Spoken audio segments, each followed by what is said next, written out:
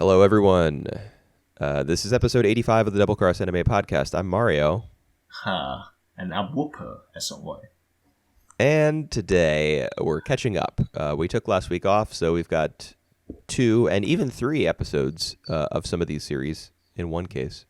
It's going to be episodes 15 and 16 of Chihayafuru with an omake episode in the middle. Magia Record 4 and 5. ID Invaded 3 through 5 because I messed up and didn't watch episode 3 last time. Eizouken wa desu na te wo or whatever, the Yuasa show, episodes 3 and 4. And we're picking up a new series, Oyasumi Punpun, or Goodnight Punpun, a manga series. We're going to do the first volume, which encompasses the first 12 chapters of that series. Yeah. I didn't expect that to be 12 chapters. I originally thought that we only have like 4 to 5 chapters. Was it too much? No, it's not too much. It's just a lot. Yeah. I mean, like in content-wise, yes. I mean, thankfully the chapters are short. Most of them are like, that's true. I hate to be a pleb about it, but they're like Shonen Jump length, because the first manga I ever read was probably Naruto, and the chapters are about that long in Shonen Jump, I guess. They're like 17, 18, 19 pages. All right. And that's how most of these chapters were. Of course, the introductory one was a bit longer, and there were a couple others that were like pushing 20. But yep.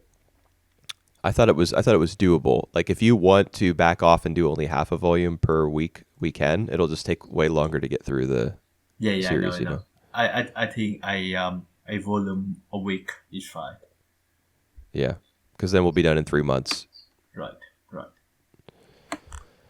All right. Well, that side note taken care of. Which of these anime series should we start with? Up to you, Mario. Yeah. Well, thank you very much. Let's do Magia Record because it's the one I watched the most recently, and yet somehow it is the one that I remember the least. All right. For the last 2 episodes, we got our girl.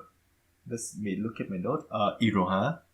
Yeah. Meeting up new characters. So that including Yachiyo, which we saw her in I think in episode 3 before. And we've seen her in like almost every episode. We don't see her in the first 2, I think. Yachiyo with the long blue hair? Yeah, that's her. Yeah, she's in the first episode when they go to the town. Oh, did she? Kamihama. She was the one who rescued Iroha then, right? Yeah. Oh wow. Yeah, right. she's like the other main character. All right, so we got the other main character Yachiyo, which I just noticed. That's it appeared in every single episodes, and another girl named Shuruno. Yeah, brown hair. Red hair. Oh, would you say that's red? That's right. All right, that's right for me. I think I can hear my voice coming out of your speakers, or something. Are your headphones just up really loud? It's not that loud. Okay. Well, whatever. It's not as though I can hear it all the time. Anyways, yeah, Tsuruno, the red-haired girl. I don't like her personality. She a bit too loud. A bit too loud. Well, she's just like peppy, Yeah. Well, yeah. I mean, liking or not liking the personalities of these characters is, for me, is like a hard thing to do. Right. For many of them, I don't feel one way or the other. Yeah. All right. How do you feel about how the show mix up the like the urban legends, like all the rumors, which how they mix that up with while tying up with Iroha quest to find her sisters. I don't know, man. I just feel like everything's kind of a jumble. Yep. I don't know. The original series had a very small cast. It was Madoka, Homura, Mami. She gets killed off Kill. pretty quickly. Yeah. And then Spoilers. yeah, and then there's the two other characters. There's Sayaka and The red hair Ka- girl. yeah, whose name starts with a K, and I can't remember it right now. Yep. But like the red haired K girl didn't Kyoko. I think. Kyoko. That sounds right. So Kyoko, we'll go with that. Kyoko didn't appear until we got a little bit into the story, Yep. you know, and Homura was kind of what was like a, she was kind of like a looming presence in the series. She wasn't really central to what was going on, at least at first. Obviously, she's central to like the mystery of the series and stuff, but it's really mostly about like Madoka, and Sayaka Yep. is her friend, and then Mami's there early on. She's like the mentor. Yep. And it just kept its cast very small. It had a very like laser focus on just a handful of people. This one seems to be just like throwing characters at us, and I just can't keep track of all of them, and I can't care about all of them. And in my attempt to try to remember all of them, I think I'm just like the larger story of the series is just going over my head. Right. I can't even remember what happened in episode 4, man. I took a bunch of notes on it, and I can't remember. All right. In episode 4, Iroha with the two girls, come to look for the rumors about people Disappearing or something? Yeah, people disappearing. So they come to one of the It's a shrine. They call it Seance Shrine. Yep. Yeah, that's right. They come to under the shrine. They make a wish, and they can they can meet up to the dead people that they want to meet. So that the rumors. I remember at the very end of episode 4, that's like the final scene, is each of them, Iroha and Yachio, they both see, I don't know if they're necessarily dead, are they? The people they see? The person that Yachio want to meet, she was disappear. So it's not sure that whether or not she dead or not. So you're right. I mean, there's a lot of symbolism that they're dead. For example, I will say I really like a lot of the backgrounds. I really like a lot of the like individual settings. Mm-hmm. The place that they visit, that like sunlit, it's kind of a sunset looking realm. Everything is like red and orange. Mm-hmm. And there's a bunch of shrine gates and like long bridges that span from one end of the screen to the other. There's pinwheels. Yep. All along the bridge. And pinwheels in Japan, traditionally, they're something that you place at grave sites for children, I think. Mm-hmm. So, yeah, I mean, there's some symbolism there implying that they're dead. Like, it has a vaguely spiritual feel to it. But I don't think they are. I think that we're just supposed to get from the scene the idea that they're, like locked away, like they've disappeared and they're quote unquote somewhere else. Mm-hmm. But like as far as the progression of episode 4 goes, like where it started and how they get to this other realm, I'm just lost. The very first note I took was that they meet this brown-haired, red-haired girl who works at the Chinese restaurant, Sudono. Yep. Yeah. What do they do between then and getting teleported to the other place? All right. I remember Iroha ate the food from cooked by Shuruno. She doesn't think that the food was good. Oh yeah, 50%.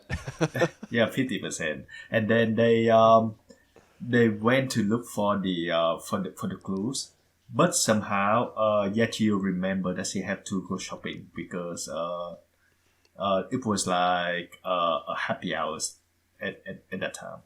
Oh yeah, I wrote that down. Here's what I wrote in my notes. Blue-haired girl is very diligent about shopping, but a witch's labyrinth interrupts her. The girls defeat it and then go back to shopping as though nothing happened. I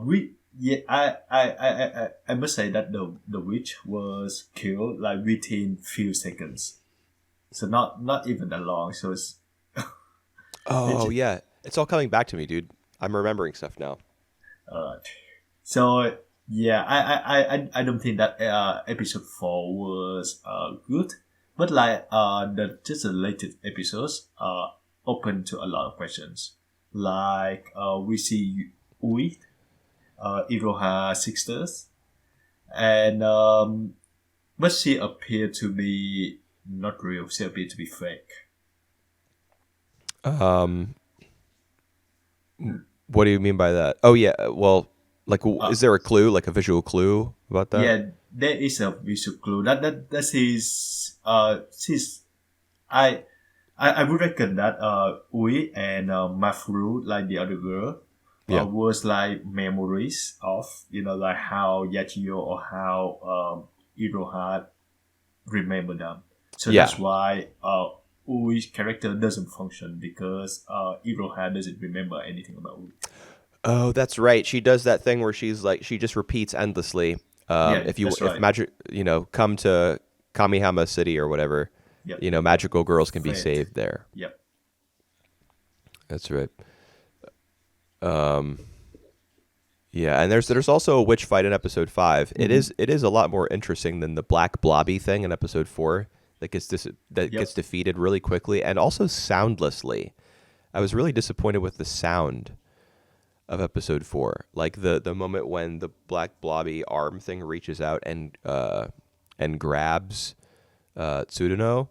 There's no kind of slapping, like grasping sound effect, and then it just the music that played during that scene was also like just really curious, like a weird. Yeah, episode 5 though. I mean, because the witch in episode 5 was Iroha. Yep.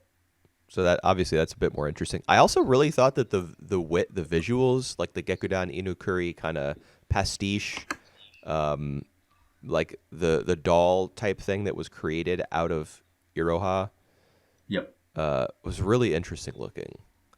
It was, how it was constantly, all the different elements of its design were constantly like shifting. Yep. Really cool, in my opinion, at least. Right. And it's opened up to another question like like who exactly Iroha is. And I think from Mami, she also mentioned that Iroha seemed to hiding something from the girls. Right. Oh yeah, Mommy shows up. That's right. Just for a very short You time. don't even remember that. Yeah. Oh, I do remember that Mommy showed up, but she just comes in, defeats the witch real quick. Yeah. Makes some vague accusations about Iroha being, not what she seems, and then the show just kind of moves on. Like, how can that be? You just introduced this major character. Yep. I do. All right. One of my theory is that Iroha it's Iroha who erased the assistant of Ui for some reason. Maybe Ui is not her little sister, but it's like another part of her or something. Okay, cool. I can roll with that. All right, yeah, I think it's just like she just tried to create Ui in order to hide some of her her secret. Well, I mean, in the opening theme, Yep. you can see two versions of Iroha. The witch and the normal. No, you can see two normal-looking versions of her in the OP. Because I always skip the OP, so go on. I mean, it's full of. I mean, you sometimes skip. I mean, I love watching OPs, but sometimes skipping them can be helpful because they'll include like hints, as to the true nature of a character or what have you. So spoilers. There's two Irohas, at least in the OP. That doesn't mean that there are two of them, but. Yep. Interesting because like at the end of did you watch the after credit? Yeah, with with Momoka, Reina, and Kaide. Yep, the other three girls, and one of them apparently doing the same thing like Iroha's. Yeah, Kaide, the redhead. She actually has red hair. Yep, that's true. That's true. not brown. Yep. All right. Um. So what exactly are they? Are the witches? Are they witches? Well, I remember in episode 3, the show was kind of making a point that there are witches, and then there's Mm-hmm. something else that has to do with like rumors. Yep. But I can't really tell what if the show wants us to believe that these transformations in this episode of Iroha and Kaede are rumor Yep. based. Mm-hmm. I'm having a hard time grasping. Yeah, like in the original series, it was very clearly laid out. Now that you've signed this Yep. contract with me, you are magical girls. Yep. Your soul gem gets dirty and you have to purify it. And Mm-hmm. that's what they did. And the story was not about like what they were doing, which was going out and killing witches, but it was about like the mentally what was happening to them, the journey they were taking in terms of their characters breaking down. Yep. In this story I feel like doesn't have that clear, you know, arc to it or clear theme to it. Yep. I would say like the main story though is about Iroha looking for her lost sisters. But is it like, for example, in this Yeah. episode, in episode 5, Yep. she goes to this other realm where she finds Ui, and then she just transforms into this witch, and everybody fights against her, and then mommy shows up Yeah. for a bit, and I don't know, it doesn't feel as though it's centered on the search Yep. for the sister. All right. I do say one thing though that Iroha doesn't really aware that she transformed into the witch, but Kaede she knows. Iroha wasn't aware. She doesn't aware that she transforming into the witch, Right. but Kaede, the other characters who transform into the witch, she knows, Right. and she was freaked out by that. Yeah. It was some kind of paint. There was some kind of paint theme Yep. in that post credit scene with Kaede, and she hurt Momoka and Reina, didn't she? We didn't know for sure. I think like the other witch hurt them, but yeah, we see like a bunch of blood in like different colors. Yeah. So maybe not sure, because I know for a fact that she killed the other witch. I don't know if she hurt her friends or not. Oh, dude, there was another witch in that scene. I didn't even. Yeah, they were attacked by the witch or something. Okay, yeah. So she transforms into a witch or whatever it is they transform into, and she defeats the. Okay, dude, like, I think I was just checked out by that point in the episode. Like, Right. I don't know. There's too many characters. The theme of the story is not is not tied into every element of it. Like it doesn't seem to be like one package. It just seems to be like multiple things. I'm not really feeling it. All But right. I do like, I really enjoy a lot of the visuals. Those are pretty cool. Yeah, the visual were excellent. I would Yeah. say so. Yeah, I'm like very surprised at how good they are because Shinbo is gone. Yeah. Well, sharp being sharp. Well, Shaft is like Um, a shell of its former self at this point. They've lost so much. Really? Yeah, they've lost like so many key staff members. Yeah. Well, I still think that they can deliver, the visual that look exactly like themselves. I mean, yeah, I have seen hints of it, and not just the labyrinths or anything, but a lot. Some of the quirky looking architecture and Yep. the characters in like particular poses. I see. Oh my God, we've been talking about this for almost 20 minutes. Well, Oops. all right. Let's just wrap it up. I think that episode 5 is much better than the episode 4. I can see your reason why, like you check out by the show. I'm still invested in it. Let's see how it goes. Yeah, I'm down to watch more. I'll probably finish it because I really like the original. Yep. All right. Let's go to the next one. Up to you, man. I just picked one. You do one. All right. Chihayafuru. All right. What happened in the last 2 episodes? It's a lot of romance. Um, well, Alright, it's not. Arata confessing that was episode 14, right? Yeah, Yeah. but So like the after effect of that confession was seen obviously by Chihara. I don't know, dude. I felt like the romantic focus was kind of just like temporary, you know. And then Uh, she goes off to challenge Tsuo, the Meijin. she played with you, but I must say I'm not a fan of of the first half. I think of episode 14 where 15. she 15 where she like where Chihara just over the moon, Yeah, like her head is in the cloud all the yeah, like her times. head. Yeah, I mean, I don't know. I don't think I don't think I agree. Of what? You know, the preferring one part of episode 15 to another. I thought the whole thing was bad. All right, all right. I All didn't like right. I didn't like the scene where she plays against the Meijin either. Like the focus on the match is so minimal. Hmm. They're Mm-hmm. talking about how Tsuo's play style is to like force his opponent to make errors, Yep. and we Yep. just get like maybe 2 or 3 scenes of Chihaya like committing a fault and thinking to herself, "Oh no, you know, I made a mistake and he baited me into doing it." But we don't get to like this is something I've been bringing up constantly as we've been talking about this show, but in this episode I felt it the most. We are not getting to see Karota matches.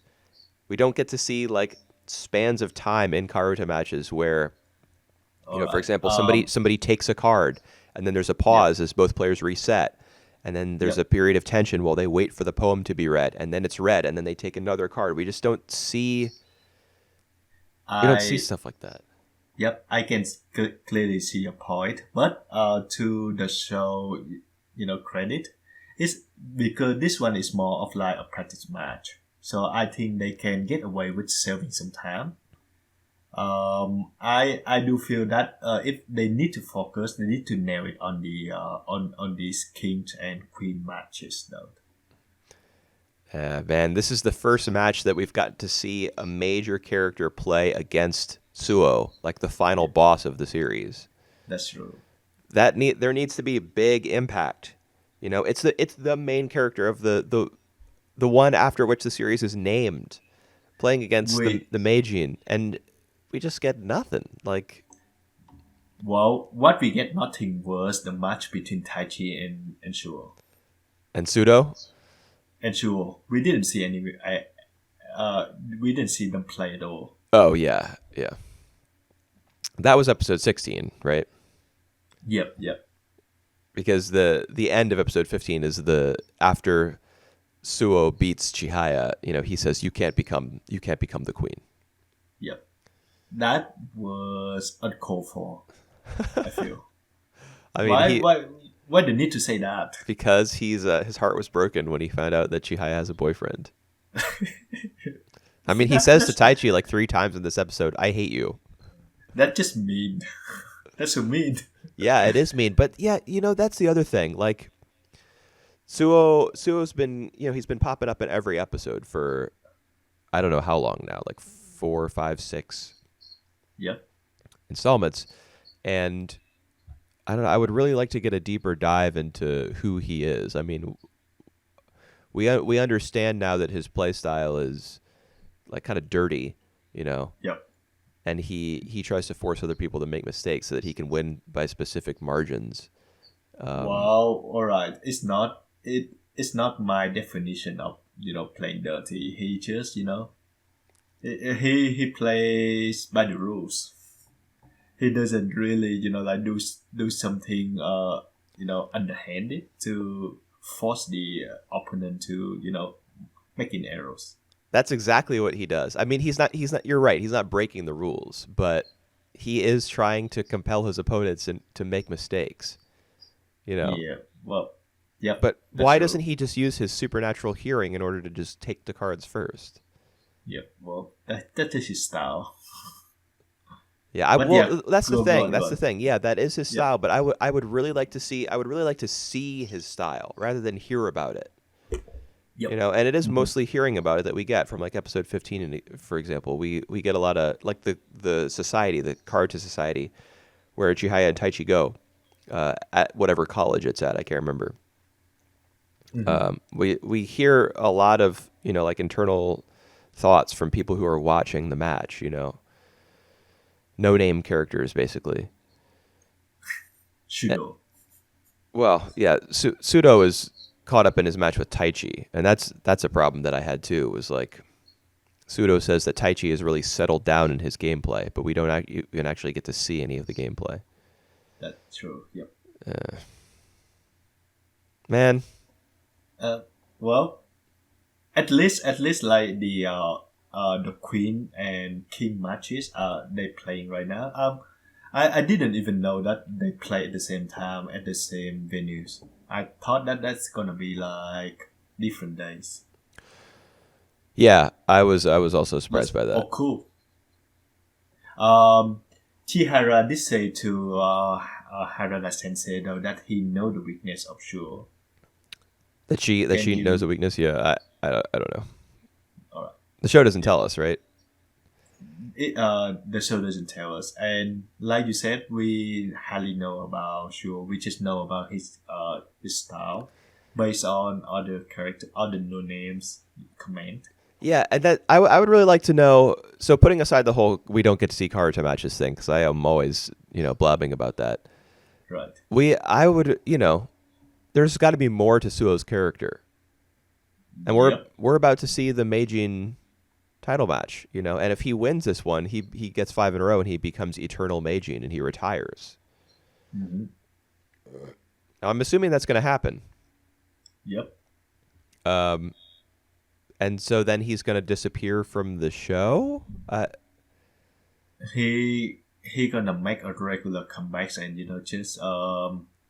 just be a side characters, an eccentric characters who Dude, says weird stuff. I would be so mad because like he's already just a side character who says weird stuff. Like we've hardly gotten to know anything about who he is. That's true. We just see him like reacting in disappointment when, he learns Chihaya is not available, or I don't know, like who is he really? What drives him to play Karuta this way? Yep. Yep. Well, especially compared to Inokuma, whose we get like a ton of insight, her characters and her insecurities, struggling between motherhood and playing Karuta as player, sure come off as really plain right now. Inokuma Furu. That's the new Alright. title of the show. It's Well- Inokuma Furu, not Chihayafuru. Yeah. Well, I would definitely watch that show. Yeah, I feel like I'm already watching it. We got some time with the queen as Shinobu. well. Shinobu. Yep. Yeah, that was cool. We got to see her grandmother being kind of supportive. Yep. She draws the little line on the tatami Who mat is- with the marker. Yeah. So her grandmom is someone important that we need to know. I don't know how important we know that she comes from a good family, because like the first scene that we see with Shinobu is that her guidance counselor, her advisor, in that meeting about her future plans. You know how Japan, like anime, is obsessed with those future plans questionnaires you have to fill out and stuff. Yep. Shinobu's advisor says, "Well, you're from a good family, so you'll be fine." Which Shinobu obviously resents. She doesn't feel like she's the girl from the good family because she's not that close to her family. As she notes, like her connection to Karuta is like the closest familial link that she has. And it's not even with like an individual or like a group of human beings. It's with the cards themselves. which is why it was nice to see her grandmother be kind of supportive, and like quirky in the same way that her granddaughter is, like just drawing on the tatami mat with a marker. Yep. All right. So go ahead. Yeah, I just want to say that I would definitely love to see the queen match more than the king. Oh well. Yep. I because I love the two characters, the two girls. Yeah. I mean, we definitely ought to get more than we got of Inokuma versus Megumu in the semifinals, or the challenger match. Yeah. That's true. Yeah. Because that was literally nothing. Because otherwise, I would be mad. Yeah. Well, there's plenty to be mad about. All right. Especially if you're a Taichi fan. Not really. All right. Let's Taichi move fans on to blown out.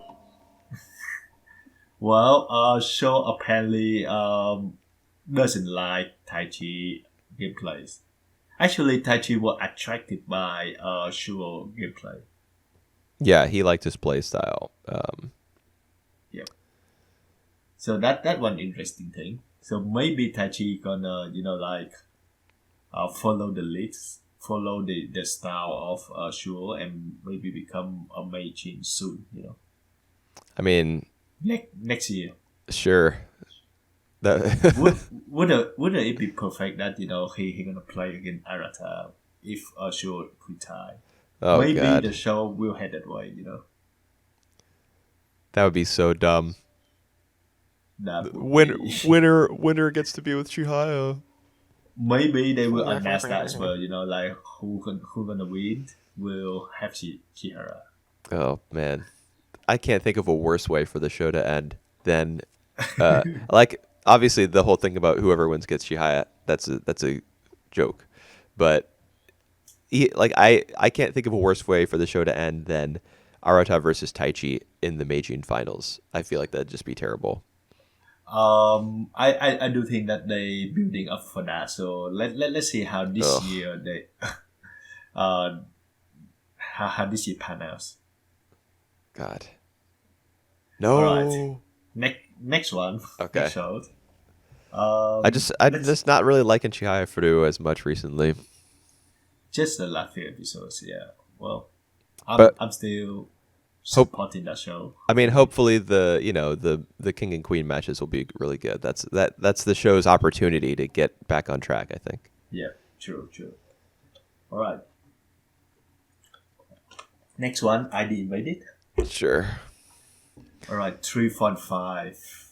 I mean, we could probably just like skim over 3 real quick because that's the one you watched like 2 weeks ago. Yep. I just I think I mentioned to you like the last 5 minutes of episode 3 when the main guy Sakaido talk to like the killers and make him commit suicide. Right. I didn't feel any of that. I just saw like all the conversation were really pretentious for one thing, and I didn't feel how Sakaido can can persuade the other guy to commit suicide. It's because of his knowledge of the guy's subconscious. He's literally been inside the guy's mind. That's how he knows exactly how to like manipulate him. Okay. Fine. I mean, yeah, it's kind of silly. I don't know. Like my memory of the episode is also kind of hazy. All right. Who's Matsuoka again? Matsuoka. I didn't have that name on my list. Matsuoka. And the repeated sniper, blah, blah, blah, blah, blah. Okay, I need to look up who Matsuoka is in ID Invaded real quick. It's going to take 5 seconds. Matsuoka. All right, we'll just click images. Oh, Matsuoka is the guy with the... Wait, is he?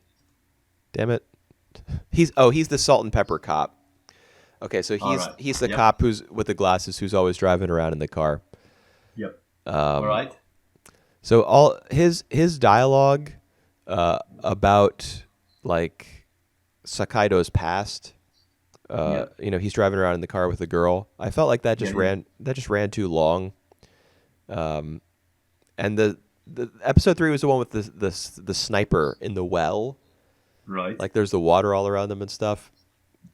The number of times that was repeated, I feel like caused the episode to lose momentum. All right. Hmm. So I felt like there were a lot of elements to that episode that just kind of slowed it down and made it like less psychological.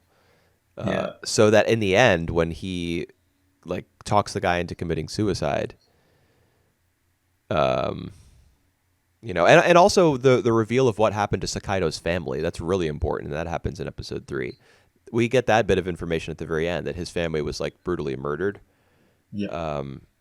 I just feel like the impact of those two things, that bit of backstory and also the suicide thing, that's all lessened somehow by the kind of slow nature of the rest of the episode. Well, if you're talking about like the how Hokkaido just keep coming back to the same scenes, getting killed and keep coming back.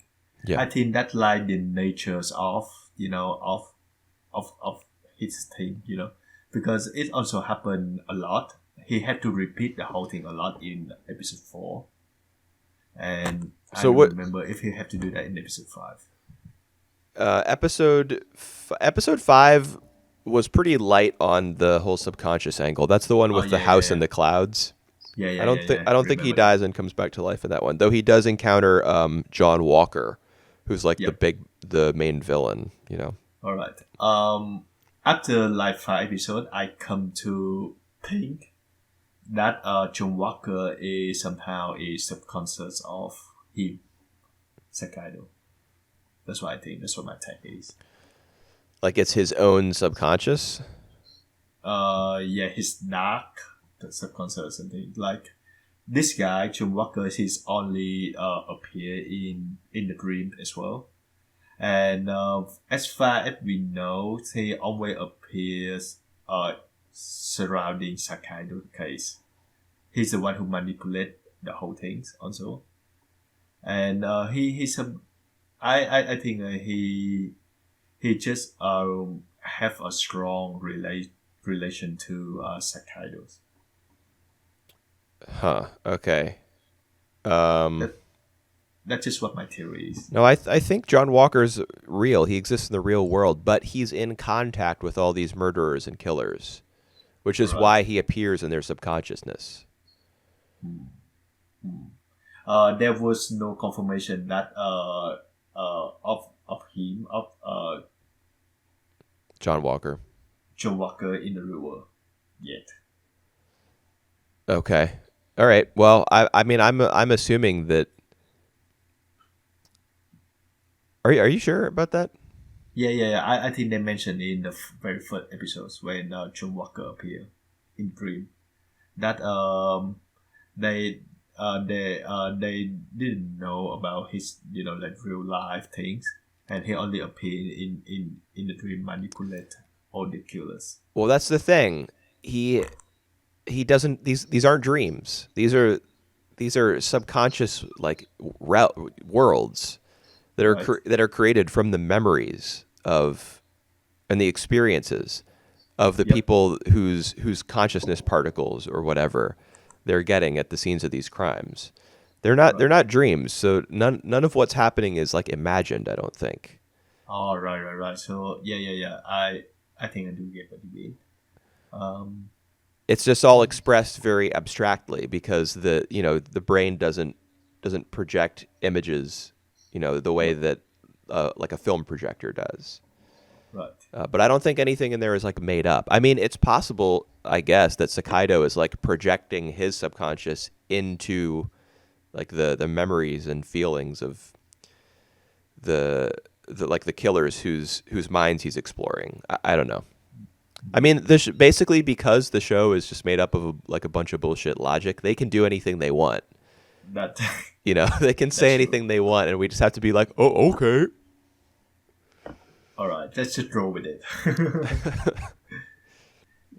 All right. I happen to think that episode 4, 5, like all the cases in ID invaded so far is interesting. I must say, like the thing about on the copycat grave digger and the real one. Actually, when the real grave digger, I think his name is Haruka. Um, when he saw the girl Hondomachi and he tried to kill her, but instead kiss her. At first, I thought he was doing the strange thing of because he was also got a drill in his forehead. I was thinking that he connect the hole in his forehead to her holes. That's what I were. That's what I were in initial thinking. I was like, oh my god, that was like maybe a connection between all the victim of the Or who had what if he was trying to hole. put his hole inside of hers, like wholeception? Yeah, and then like something must come through, from his point of view to her. Dude, you're That's what I right. thought. And then it turned out that like he just kissed her. Yeah, I mean, I I was recognize right away. disappointed. I recognize right away that it was a kiss. I think because of the way she Alright. reacts. Like, All she's shy and stuff. Right? yeah, kind of yeah, and it is like episode 5 is kind of awkward, man. I, Like, I like the idea behind that. I like the idea behind that. He was so messed up that he messed up between like the intention of killing and love. I can buy that. see, I like that. here's why I can't buy that. All right. Hondo Machi, the girl with the little flower hairpin, she's the one who comes up Yep. with that theory because he's got this hole in his head. So when he was drilled into, I guess, like Yep. the synapses in his brain aren't like making proper connections. So these two impulses are swapped as a result of his injury. But she herself has the same injury. Yep. So why does the whole disrupt brain function in some individuals, and in others it just is decorative? It does nothing. All right. It might do some brain function to her, but it's not like the same thing as Haruka's, and that also why she can understand what Haruka feels. So it works out. Dude, I don't know about that. Like, I think Well, I that think it's just very convenient that she's got the same hole in her head, but the show gets to use her as a mouthpiece for this theory yep um, yep about another guy with a hole in his head. Like, yep. why doesn't she have the impulse between I don't know, questioning people and licking people? Why isn't that mixed up for her? Because she does that whole interrogation at the end of the woman who's the real gravedigger. All right. Um, Maybe that's what she gonna experience in the future with Sakaido maybe. what? Like she love her she love him and but she mix up between love and stuff. It's just like what Haruka feel for the other girl. All right, I'm so confused. All right. The Well, why does she love Sakaido? Where are you getting that? all right, right. I just mean like that just a scenario in the future when Hondomachi mind is so messed up that like in the future when she have a feeling for someone like Sakaido, she will She could try to kill him.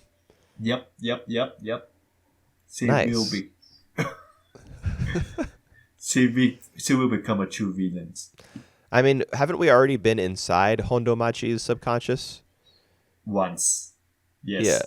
it was in like episode 2 Right. because Yes. she like leaves her consciousness particle things behind, Yep. or Yep. somehow because the guy drills into her, he's able to. Dude, I already forget. It was All right. She was the one who willing to put her head into the drill. So Right. somehow that Oh, right. It was just like a suicidal impulse. And so, all right. because she was essentially the killer in that situation, they could get her particles and he could like enter her subconscious. Is it how Yeah. that work? Yep. Oh my I, god. I remember now. Yeah, because she had the intent to kill when she was Herself. herself, and that's why he was able to enter her subconscious. That that's a stretch. Oh Yeah. my god. That's I mean, this whole like thing is a stretch. How can you enter the subconscious of somebody from like particles they've left behind in the air? Like, it just does not make any sense at all. I know. Even like on the argument that she made in episode 5 regarding like the true grave digger, I feel like the whole thing was just a stretch. Yeah. How can she tell that like that girl that lady at the end was a true grave digger for example. Yeah, and that was another part of episode 5 that I thought was pretty lame. I mean, I still think the show is kind of it's pretty interesting, at the very least. Like, even if it does not hold up upon like logical examination, it still has some things going for it in terms of like interest. But the thing at the end, yeah, the thing you were just talking about, it was so weird. Like, the interrogation was so bizarre. She just kept asking the same like 2 or 3 questions over and over and like rephrasing them, like about her romantic life and stuff. It just felt like, to me, it felt like, I don't know, a man's idea of how 2 women talk to each other about men. Yeah, yeah, yeah. I don't know. Like a 90s sitcom writer would think that this is how police interrogations between 2 women are conducted. Yep. And I wasn't into it. At the same time, though, we have like the original guy who have his head drilled. Like he keep reappearing. The cop actually used him in place of Sakaido, which is fail. And That was in episode 4, right? that was in episode 4. So do you think that he gonna play like another central role in this series? I think Um, he might be. I think it's possible that he's John Walker, Huh. All right. because That's interesting. now he's on the inside, Yep. you know? And so there's a possibility that he could disrupt the plans of this, whatever, like police division this is. Now that he's on the inside, they're keeping him alive. They seem to have some use for him because they hook him up to that machine after all. Right. Right. I don't know. I mean, that theory is not based on any characteristics of his personally that I think would make him the ultimate Yep. villain. I just don't know what other purpose the show Role would he might have play. for him. Exactly. Yes. Yep. Yep. True. Well, you said you have like 3 pages of note on this show. Let's see, like what other No, notes you have. Punpun. I have 3 notes on Punpun. Oh, yeah, that's true. That's true. I have 1 full page on this one. All right. A lot of it was Alright, complaining about episode 4. yeah, Like well, the burning city or whatever, like the city that keeps getting caught on fire and Sakaido keeps Yep. dying like a million times. Yep, yeah. I just thought visually it was not very interesting. All I right. didn't like I never felt as though we got a sense of where exactly he was located in the Beauty. in the city, like in the subconscious of whoever, the Right. fake gravedigger. Yep, yeah. We just got a bunch of we got some exterior shots. There was the one shot where he was standing on the pillar that was extending to the other side, the other half of the city. Like automatically it was moving. Apart from that, we just got mostly interior shots that didn't seem to really be connected to each other. and I just felt like how I was kind of thrown every time he was in a new place. Like, how did he get there? All right. I don't know, Yep. but maybe that was just me. All right. Should we get to the last show? Sorry, I was just Eizouken. taking a sip of water. Sure, I mean Eizouken is great, so let's talk Yep. about that. Yep. This still the only show like our four show that I still very positive about. Yeah, I would say so. But wouldn't you say that like formula wise they are keeping the same thing all over in like in these episodes? Yeah, because they're working towards a goal, and Yep. so they're going to be doing the same type of they're going to be planning and Yep. drawing and all that kind of thing. They're going to be doing that in every episode because that's what they're working on. And it makes How sense. you how do you feel about their product? It was cool, man. I thought it was awesome. Yeah, well, one thing that I do wonder though, who doing the sound? What do you mean, like the Because sound effects the sound effect, yeah, yeah, yeah, in the final film that they show to the student council? yeah, that's right. Because from what the triggers been planning in, I don't hear any mention about who doing the sound, who was responsible Right, for the sound effect. right. Yeah, that's true. I hadn't thought about that. Like whenever they go into their own imagination, they're always doing the sound effects with their mouths, like The mouth, yep, like that kind of thing. that's true, that's true. There's a term for that sort of sound, and it's like some fancy word that Yep, I can't remember. all Um, right. but yeah, as for the like all the explosions and the music, and so there was music. I seem to recall Uh in huh. in their film in episode 4. Yep. And yeah, it's true. There is no mention of that. I would have liked to. Yeah, you're right. I would have liked to hear that discussed, like just briefly. One of them would say, "Oh, we'll just use like royalty free music and sound effects." Right. Yeah. Um, What do you think about their decision in episode three? Their decision to make a short movie without an actual story. um, what do I Is what it do is it what do you mean? What do I think about it? yeah? Is it like gonna be like the same spirit of Yuasha like body of works? Because his films seem to be more about visual. Oh, are you Uh, kidding? No, and I the don't agree at all. well, all right. Hit original movies. So like my games. So like what else? Kemo.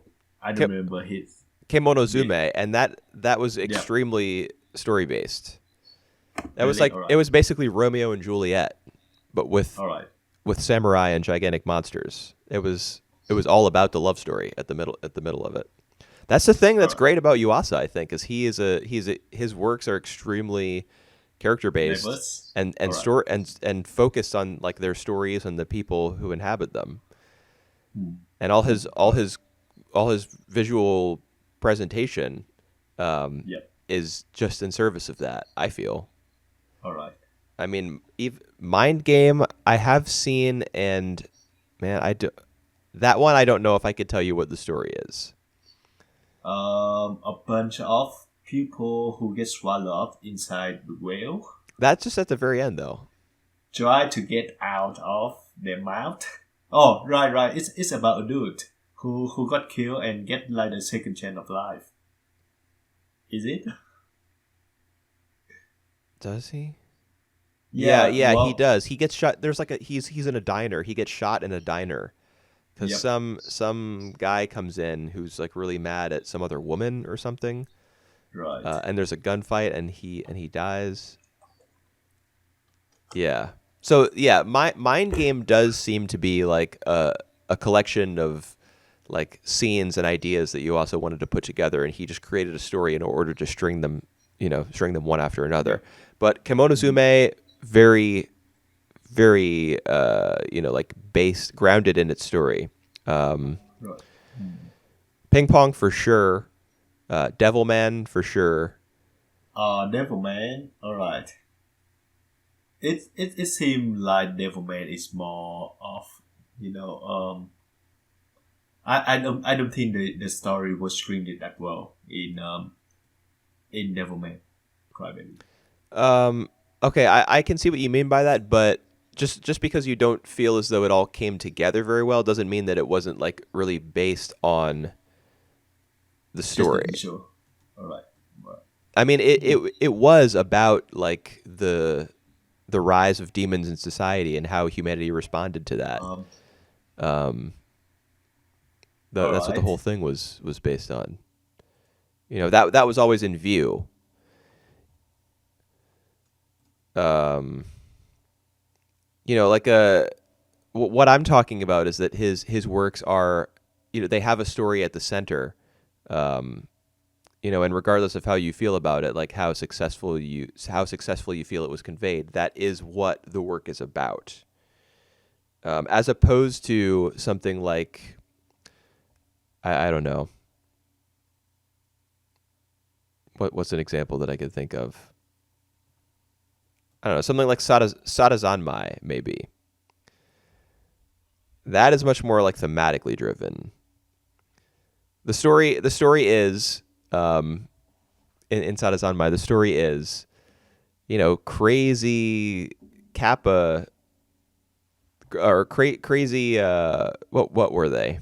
Kappa zombies steal weird objects from the real world, and you know, these three boys have to like fix it or something. Like it just isn't there's not like one bigger thing that I don't know. I'm getting lost in what I'm trying to say here. Well, are we supposed to be talking about Eizouken? Get me out of here. We're talking about Eizouken and the idea of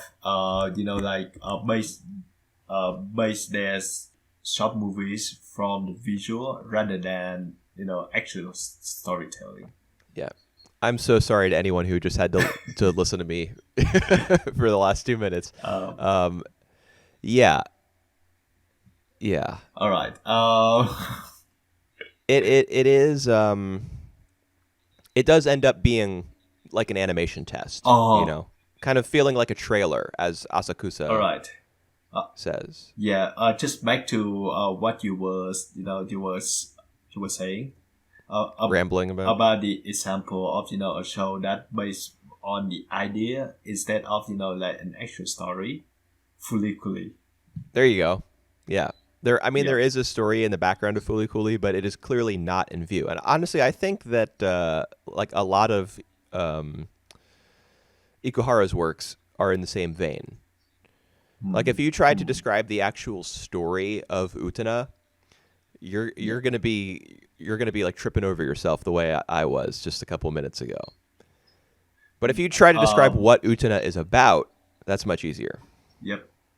But the thing was that the shot that they was making have like a clear story about the girl with the machete trying to fight a tank. Right, but what's there's no context. In terms of context, we don't have any. That's true. Right. And Asakusa was protesting as they were making that decision. You know, she kept saying, "Well, now there's no story." You know, it just feels like feels like a movie trailer. Mm-hmm. And the reason that she was the one to say that was probably because she was the one who designed the setting where it takes place.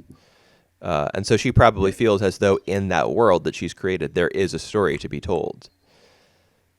But she didn't get to, you know. And that's I mean, right. this show is very dedicated to showing or to demonstrating like the sacrifices that have to be made and the corners that have to be cut when you're making a big production like this. Because for three girls, this 5-minute or 3-minute thing that they've made is a massive undertaking. That's true, and that was their fault. Who they actually behind the times because they were so focused on their first few cut. Right. Yeah, I really like that scene where She pulls I out love the scene. the envelopes, that have the animation paper in them, and Yep. she's like, this is how thick a normal cut is, and then she pulls out like 4 envelopes and says, this is how much work you've done on just 4 cuts so far. What cut are you working on right now? 4. Yep. What cut were you working on last week? 4. I love all these conversation, all the exchanges, and I love the way that Sayaka tried to cut down, like try to do some cheap technique to save time, and that's looked really good actually. What do you mean, like part like of it being in black and white and stuff? it's like effectively used for the shot. Yeah, I mean, that's the interesting thing about it is that you can tell that the decision was just made in order to speed up production.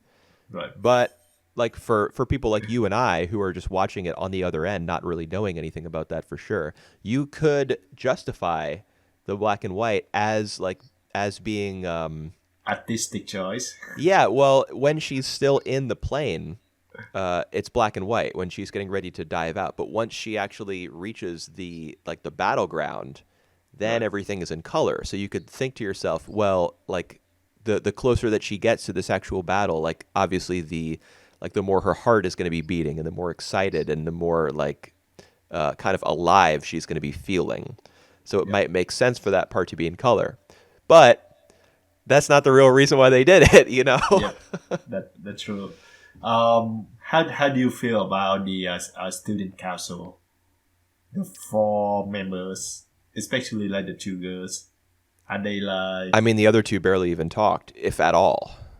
Yep, that's true. Um, I didn't are really they? feel anything about them one way or another. I mean, it was the scene was interesting because they had the cops in there in like riot gear, trying to suppress the the rebellious audience members in the background. I thought that was an interesting concept. Yeah. I don't think the show used it to its fullest potential, though. Like the crowd wasn't enough of a presence. Yep. Um, Yep. And the student council, we didn't hear from everybody, and we didn't really learn anything about the 2 girls, I don't think. Yep. Yep. That's true. But Uh, I did think one of them made a comment that was interesting. They would do this even if we didn't give them any money, yeah, that's true. you know. Oh, But I seeing that, they decide to give them the money anyway because who knows what they'll be able to make with it. yeah, that's true. That I think their reason is like look what they done without any budget. So with the funds, just let's see like how they gonna do things. Right. Yeah. Love that. I just love the whole things like in episode 3 and 4, everything. Yeah. Episode 4, them showing the film at the end, Yeah. was they kind of blur imagination Reality. and reality. Yep. Yeah, and you get to see how the tank emerges from the screen and runs over a bunch of those folding chairs where the Yep. audience was sitting to watch. And it's even though I felt like the crowd wasn't a big enough factor, like earlier on in the episode. When, for example, another group is presenting, I would have liked it to be like a little more chaotic and a little rowdier, in order to Yep. get the most out of that concept. But they settle down for the film Yep. of the video society, and then they become really important because you see them fleeing from their chairs as the tank is coming out. You see the tank shell, from the bullet that it fires. Yep. One of the guys in the crowd is looking at it, and as he's blinking, it's flashing back and forth between quote unquote reality and the animated style of the film that he's watching, which is Yep. interesting. It's all just a testament to how animation can seem real, Yep. And I think that's the idea that's being conveyed. And one little detail was I like in how in episode 4 when the 3 ride the train, we see on the advertising of Shubame, and when some of the random girls show up and want to shake hand with Shubame, she act in a model mode. I really Yeah. Yeah. Jeez. That's true. She definitely has different sides to her personality, I suppose. Right. As a as it's a necessity for her work. Yep. I was kind of surprised that there wasn't a scene where like the girls approach her and she shakes her hand and then they see the two people that she's sitting with and they're like, "Ew, who are these people?" That's for the better. Well, yeah, uh, yeah, but I mean, I've just seen so many scenes like that. yep. But it's good. I feel like sometimes and not even just in anime, but in like for example, like 80s rom-com films, like John Hughes type of stuff. I Yep. feel like some of the people like screenwriters and stuff like that, they are the nerds, and they've experienced that sort of like insult and rejection and stuff, and Yep. so they write it into their work. Right. So perhaps that's why I expected it to pop up, like whoever wrote this series or whoever's adapting it to the screen. Yep. Maybe they would like they feel as though they are kind of like Asakusa, the girl with the military hat, and they could have written a scene like that, but they didn't, and that's kind of nice. It just allows the show to focus on animation, expressing what animation means to these characters and Yep. what the power that it has as a tool and as a medium for creative expression. It's all about that so far. All right. Another thing that I want to brought up is this Eizouken material gonna be adapted into live action film this year as well. What do you mean? Oh, the manga, the Eizouken manga. The Eizouken manga. Okay. How do you think? Like, is it gonna be transferred better in anime form or in live action form? What do you think? Anime, obviously. It's a show about making Yeah, anime. I would say the same. So I mean, what are the imaginary scenes where they're taking Asakusa's like concepts, her mechanical designs and stuff. to life, yeah, Yeah, and they like literally go into this other world. Well, it's not literal. But they go into this other world and are piloting a plane or riding in a tank or yeah, whatever. How are you gonna do that credibly in live action? yeah. I have no idea. Yeah. Well, but I'm actually interested to check out the movies if whenever it's come out to see like how different it will make compared Nah, to the anime. I hate looking at real people. So All right, that's not fair. All right. Are we good to go for Goodnight Punpun? yeah, we need to save some time for that. All right. My God, Punpun. I mean, like I think I already read like 2003 or four before, Oh, I didn't like know that. few like I think a year or two ago.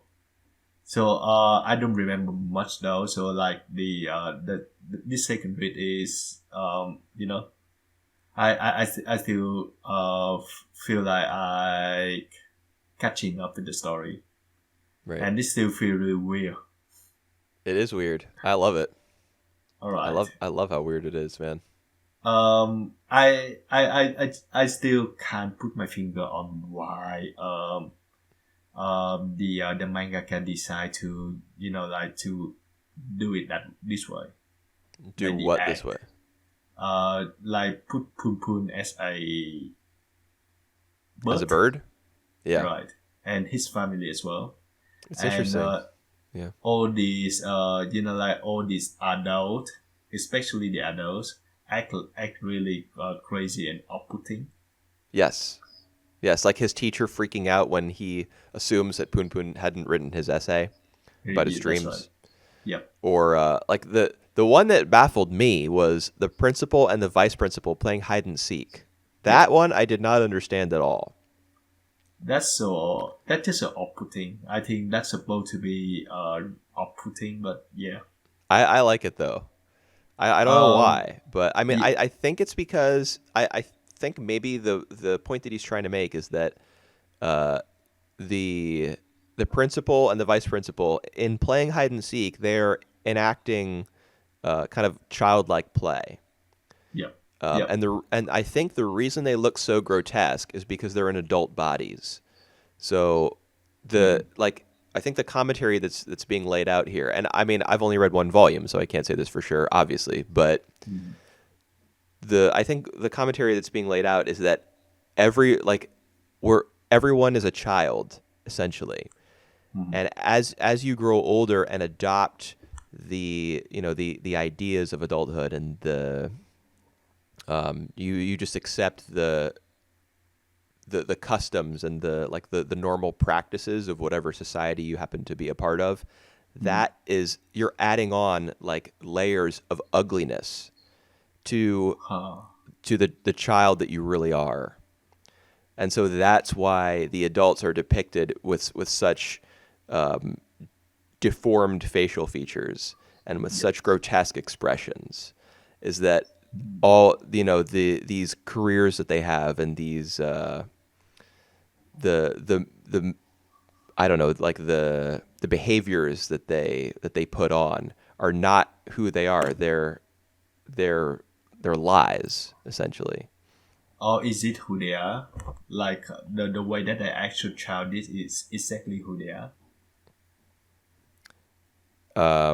What do you mean? Like the appearance that they have, or No, the way that they act. Yeah. I think that's the idea, is that the game that they're playing, that's who they are, and the reason they look so ugly doing it is because that's their career. That's their idea of what, like, quote unquote normal is. The reason, the fact that they have all those things is why they look so ugly playing this very pure game. Yep. Well, that's a good way to put it. I think that the same can apply for Aiko moms when when they appeared to Punpun house, right? To talk about God or something, and God himself. Right. Yeah. The whole thing with God showing up, that's really interesting. That he's like this smiling, bespectacled man with an afro. Yep. He didn't help much though. Like whatever Punpun asked, he just Yeah, I really love, man. Which chapter is it? Let me find it here in my notes. Okay, it's episode 9. So episode 8 is the one where Aiko's mom. Wait. No, episode 9 is the one where. Yep. I keep saying episode. Chapter. Yep. This isn't anime. I'm still scrolling through my notes a bit. Okay, I can't remember which chapter it is exactly, but there's one where he prays to God and he asks him a question. Yep. And God's response is, "We don't answer that kind of question at this company." Yep. Yeah. He did say that. I think it's in chapter 3 or 4. Like some of history random questions. Yeah, but yeah. Yeah, that was so funny to me. Damn, like, it's the whole idea of like a child praying to God and asking for advice or answers to questions or help. Yeah. Because the kids are taught about God as somebody that you can talk to, somebody that you can pray to. But in Oyasumi Punpun, like there's like a tragicomic element to it, because Punpun is in such a terrible situation. That when he, and so you would assume perhaps that like God would be more responsive, but instead he's the opposite. All right, he is responsive. Whenever Punpun call him, he responds. He appears, but then he like kind of sidesteps a bunch of questions. Useless. Yeah. It's really funny. Like there's this I think that might be why Punpun and his family are depicted as birds. Because not because of any characteristic that birds in particular have, but just because the simplicity of their designs makes like the ugly reality of Punpun's life less severe. Can Well, you all imagine right. if this Yep. story were just like if they were all humans, you Yep. know, like Uh, his dad, you know, assaulting his mom, yep. and they're I all just just human beings. Yep, I just want to ask you a questions. After you finish the chapter, the first chapter, how do you feel? Like when the dad just say, like it just sees for off the stair, it's just an accident. Right. How do you feel? Like how? How did I What? feel at that point? I had just finished Yep, chapter 1. I wasn't sure how to feel because the story was immediately so strange. yep, yep, yep. Um, I wasn't really feeling one way or another, but I will say that I knew right away that he was lying. You know, All right. like Yeah, the yeah. Yep. I think I feel the same. So I just feel bizarre. I actually thought that the mom was killed. So oh I was like, oh my god, that's so sinister. Like the whole manga is so dark. So right. I I think mean, that's it a good didn't thing that did we see the mom? I mean, because I know we we in chapter 1 we see the dad with the bump on his head when he comes into Punpun's room and gives him the telescope. yep, we saw the mom. Yes. Yeah, and she had a bump on her head, right? The same Yep. type of Yep. bump. Yeah, Yep. so based on that, I guess I assumed that she was still alive and she had just been, you know, he had just hit her, like attacked her, Right. the same way that she may have bumped him on the head, you know, earlier. But I can, yeah, I think because like the visual depiction of the injury was the same. I figured she was still alive, but Yep. kind of the way that it's framed, where you don't see the dad saying this, you just see like a shot of kind of his feet, Yep. as though that's where Punpun is looking. He like can't look his dad in the face. He can't really accept the reality of what's happening, so he's just kind of looking at the floor. Mm-hmm. Based on that sort of paneling, I can see where you're coming from for sure. Like the show or the manga isn't really it's kind of moved into a different visual mode, you Mm-hmm. know, and that could indicate like some sort of extreme divergence from what had come before. Mm-hmm. Yeah, I could have seen it going that way for sure. But it like the way it ends up is obviously not as bad, but like when they go to visit her in the hospital and she Yep. doesn't say a word, Mm-hmm. I mean, obviously that's also a terrible outcome. Like because It is. she probably doesn't like really care for or love her son. Yep.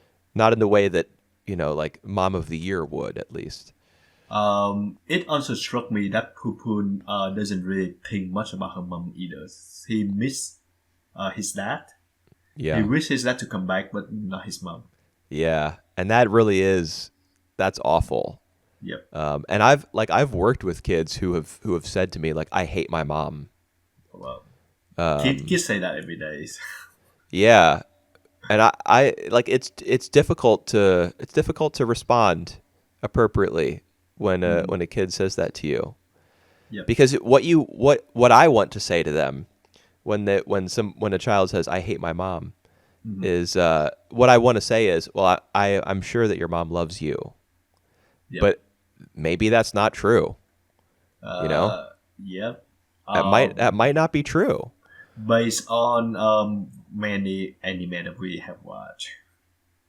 Yeah. I just remember that one anime that we watched before that the mom just hated his kids. Don't remember one though. I remember the one from Mushishi, Right. um, the lightning episode the lightning episodes. where the mom I has like also no connection remember. to her kid. That's right. I also remember that we discussed about like one of the anime from last year where the mom really hate her kids. Don't remember which one though. Hmm. An anime that aired last year or one we talked about last year? We talked about last year, and I make a comparison with Mushishi that episode as well. I do remember you bringing that episode up in while we were Yep, talking about some series or another. I think it was yep, one that we watched kind of recently, but I don't remember exactly what it was. yeah. Well, I don't remember. It will come back to me. Yeah. Probably like once you wake up tomorrow, you'll remember, or Yeah. you'll dream about it. And then Punpun got a crush to a girl named Aiko, and Well, I actually want to talk about that for a second because chapter right. 1, Mhm.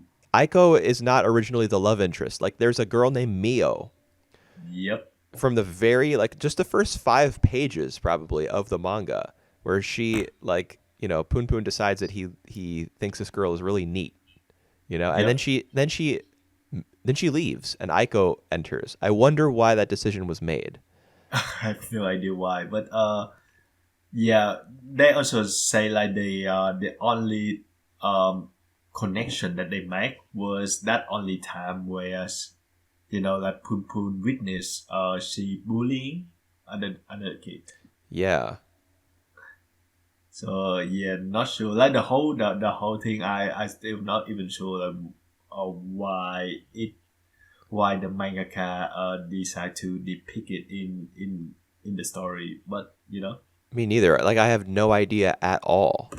It's but so it strange. yeah, it's strange in a good way so far.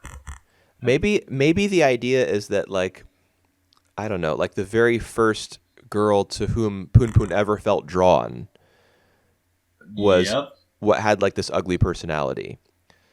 Like, I mean, I think that this series takes a very dark view of humanity overall. That's true. Um, I would say that though that I'm not sure if Aiko gonna be the same or not. yeah. Well, I mean, Aiko is clearly, like, based on who her mother is. Yep.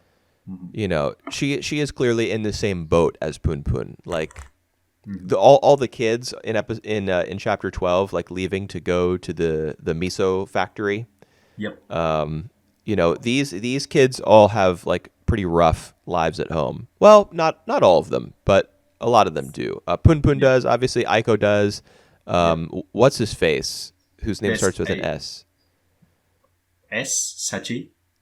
No. No. Seki, I think is Seki, his alright. name. He's the guy who has the bat and like threatens to beat his dad with it. Right. Like, yeah, I mean, Punpun is clearly, in terms of like the way the story is being told, I suppose that it is allying itself with kind of the beaten and downtrodden children. Mhm. So I don't know. Like, it just seems as though the story has like a very dark view of the world. But it also has like there's a comedic lens present in a lot of scenes as well. Like the chapter where they're viewing like the porno tape, Oh and yeah. the murderer comes on in the middle of it, and he Yep. like he dances. He does that I don't understand dance, Yep. which then all the kids start to do around the coffee table in front of the TV. Like, I would really love to see that scene in live action, actually, Whew. to get the visual of the kids like kind of tribally dancing around this table, as though it's like a campfire, from like how 10,000 years ago or whatever. I would tell you right now that I have no idea how this Pupun gonna be made in live action Yeah, or anime. Like how that gonna transfer across. yeah. I mean, I think you would just have to do it with a human being, and I'm sure that would anger Yeah. the author and all the fans of the work. But Oh, I haven't read the whole thing yet, so I would still be comfortable with a live action adaptation where it's a human being. well, yeah, maybe like instead of like the real human being for Pupun, we can have like a stick or something presented at Pupun. A stick. Yep. Well, he basically a bird. A Yeah, stick. yeah, yeah. I mean, the design's really interesting. One thing that I really like is the fact that he only has arms when he needs to. Like, for example, in I think, is it chapter 1 or it's one of the early chapters, he wakes up and he like you see him with a gigantic arm that is way longer than his legs. He reaches over to like slap the alarm clock to turn it off. Yep. And before that, you that's the first time you ever see him with arms. Yep. And like his backpack is like a little feed bag, like Right. kind of tied around his waist with a piece of string. It's so cute. And when he want to hide from someone, he just just hide under the legs of other characters. Yeah, yeah. I really do like. I think that's actually an interesting choice. Like the fact that he's so short and he blends in. So like sometimes in some panels you have to like Yep. look for him like Waldo. Yep. Yep. Yep. Like in Where's Waldo? You're like, where exactly is Punpun in here? And Yep. it kind of makes him blend in a way that might like fit his personality. Like Right. he doesn't stand out very much. Yep. He And doesn't perhaps even go ahead. talk at all. Yeah, that's well. I think he does, just not in the way that the other characters do with speech bubbles. Like his text boxes are always square, Yep. Yep. and what he's saying has quotation marks around it. Yep. So it's as though they're his thoughts, but they are projected to the character to whom he is like quote unquote speaking. Mhm. Because there are a couple like he speaks to Aiko, for example. He confesses that he loves her. Yep. And I think he probably talks to members of his family, a few times. Mhm. But yeah, he definitely doesn't talk in the same way that other characters do. And perhaps that's because he's not so much like a character in the story as he is. Well, he's not the narrator either, because sometimes the narrator pops up in his own little panel and will like talk about Punpun. Like for example, what you mentioned earlier, he doesn't like his mom very much. Yep. Like the narrator of the story pops in a panel after the hospital visit and says, as it happens, Punpun didn't like his mother very much. You know, Yep. it's all Um, just the presentation of the manga in general is very interesting. it's very unique. Hey. Yeah. How do you think about the uncle? Like he become like a father figure right now. Is that how you feel about him? Like he's a father figure? I think Pum Pum would be safe with him than with his mom and father right now. Yeah, So yes. that I can definitely agree with. I did when I first met the uncle. I thought he was great. Like Yep. he makes that little crack about now my unemployment check will come in handy. Ha ha ha. Yep. So he's not like a responsible working member of society or anything. But I mean, I feel like Inio Asano, the guy who wrote this, would probably spit on the idea of being like a responsible working member of society in the first place. Yep. So at first I thought the uncle was great, but then as I kept reading, like I don't know, I started to like the shine started to come off a little bit. Uh-huh. I don't know how suited he is to like raise a child or just be the primary caretaker in a child's life. Yep. I don't know, like he seems to be a bit of I don't know, like a little bit scummy, I think. All right. And I have pages He and pages of notes here, so I could probably find what he exactly does, gave me that impression, but that would take a long he time. he has that weird look to like one of the nurse. Right, when one of the nurses bends over and like the human eye shows up in the spectacle of his glasses. Yep. Yep. Yep. Yep. That made me laugh out loud when I saw it. Really? All right. Yeah, because all of a sudden he's got a human eye and he's like intensely gazing at this woman's rear end. And this, I think, the same thing happens when Aiko's mom shows up to do her little cult demonstration thing. She wants him to buy this Yeah. Yeah. water. Yep. When it's just like a depiction or an expression of like some intense feeling when that eye shows up. Man, I thought that scene was really interesting. Or like the reveal that Aiko is the woman's daughter is so perfect because like there are a bunch of hints beforehand. Like in chapter 1 when she's talking to Punpun about everyone going extinct. All right. She's mispronouncing extinct. She feels like the planet is going to end soon. Or Yep. I did get that. Yep. the like That's a good that's something that she's gotten from her mother because she's part of this cult that believes that the world is going to end. And there's also the chanting when she comes home in chapter 1 when she and Punpun walk home together. There's chanting coming from her house. It's the same chant that her mom does when they come to Punpun's house. Yep. Yep.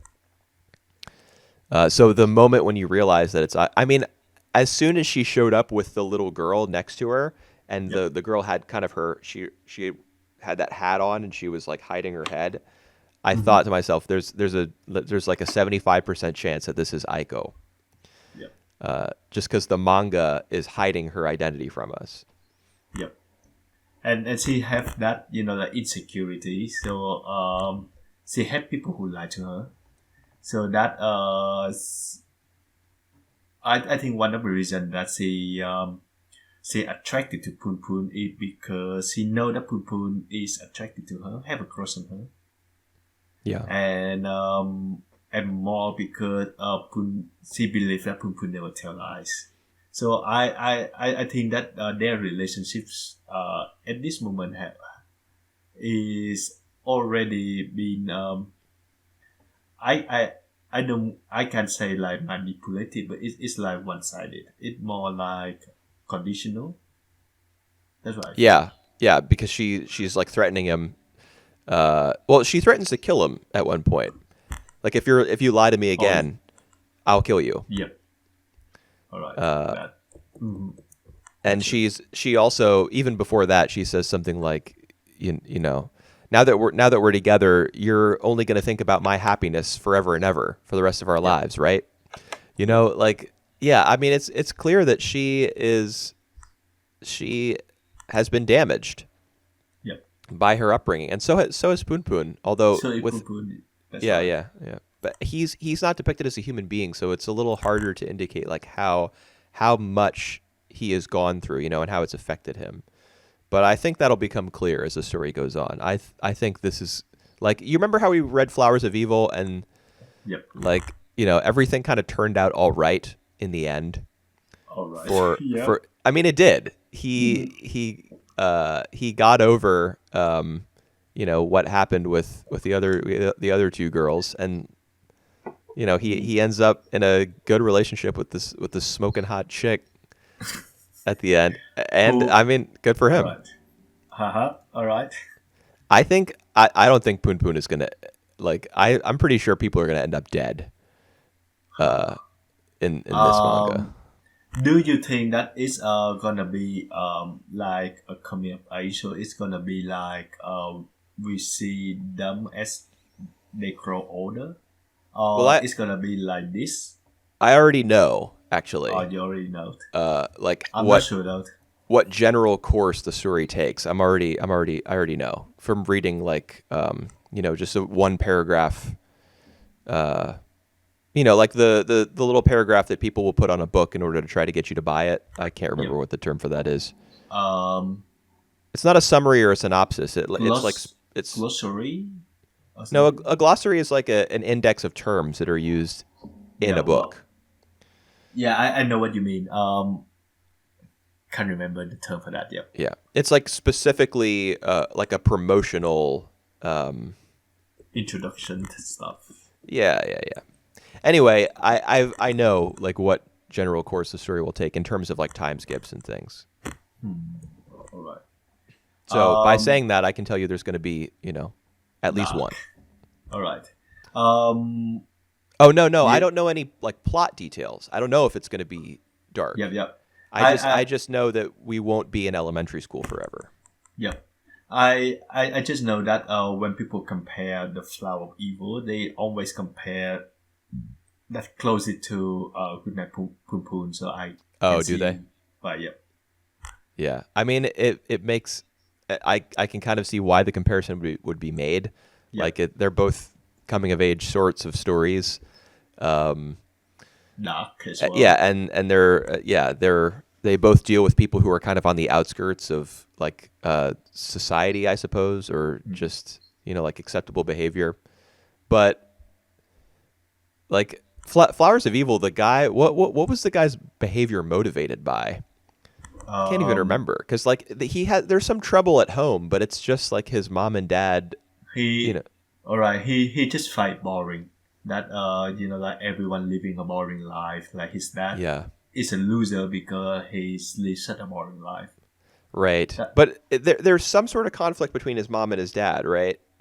I uh, remember them getting into some sort of disagreement or argument, and that seems to yep, impact the main character in some way.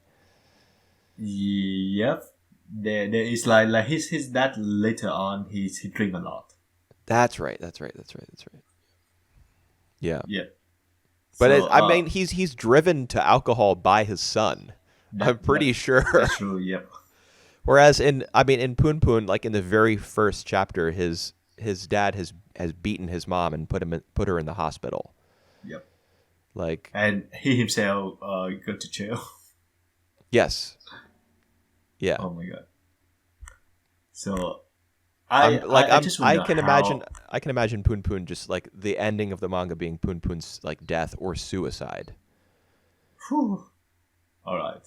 or perhaps like Aiko kills him or he kills her and then himself or so, like I don't know. But maybe this is what I wanted from Flowers of Evil, man. I just wanted some extremely like Now. depressing and like depraved shit, you All know. right. And maybe we'll get that this time. Yeah. In 3 months we gonna know the answers for this. Yeah, it's gonna be a heck of a ride. Yeah. I also think that it's gonna be sad. Yeah. Oh, yeah. It's already feel sad. Yeah. Let me amend my statement. Yeah. Yeah. I definitely agree with you there. I think Punpun, like this manga, I think it's going to be more about sadness than it is going to be about like darkness necessarily. Right. Because I Right. do feel like the manga has, perhaps it's because of the contrast between the tragedy of Punpun's life and the comedy Yeah. of the presentation. I feel Yeah. like perhaps like death and darkness and that sort of thing. That's going to be less in focus than just like a feeling of kind of like sadness Sadness. blanketed over the entire thing. Right. Like your life is horrible, and it has been since you were a child, you know. But that kind of quirkiness that the manga has is going to make it more like less about death and more about, just tragedy. Because I already feel like the isolation between Punpun and many of the young characters uh, against the worst. Yeah. And yeah, well, okay, the presentation like the quirkiness is really something unique. Like I still can put my finger on like how like why the mangaka included these scenes, but apparently it seemed like it worked. Well, I mean, it It does makes it for so me, unique. but I can imagine somebody reading this and being like, "The fuck is this?"